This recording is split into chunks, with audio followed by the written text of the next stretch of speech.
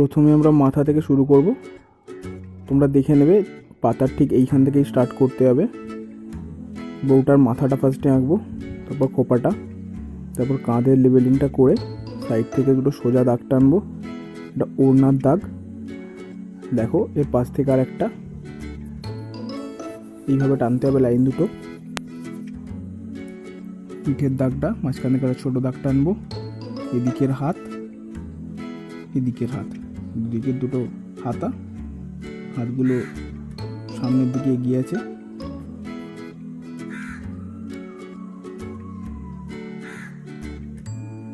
এবার চুড়িদারের নিচের পাটটা,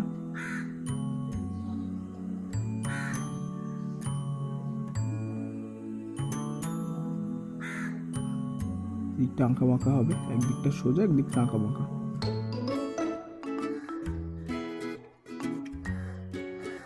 এর পাশে একটা বাচ্চা নিয়ে আঁকবো। প্রথমে মাথাটা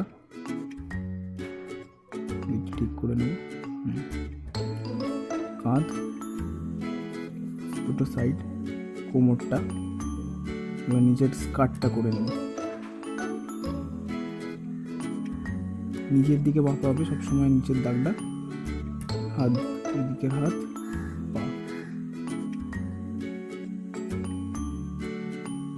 এই আঁকার কালার করার ভিডিওটা ডিসক্রিপশন বক্সে দেওয়া আছে, তোমার যার দরকার থাকবে সে গিয়ে দেখে নিতে পারো।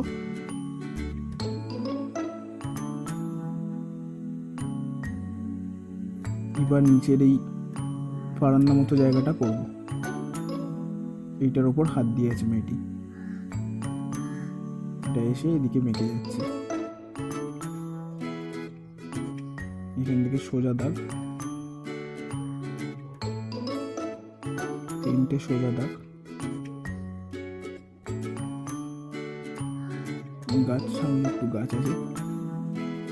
এবং নিচের দিকের বিটার একটা হবে, ছাদের উপর দাঁড়িয়ে আছে যেখান থেকে এই ছাদের দাগটা, এখান থেকে ছায়া পড়বে। দূরের গাছ, মাঝখান দিয়ে আর একটা গাছের দাগ টেনে নেব। এবার পাহাড় দুটো করব।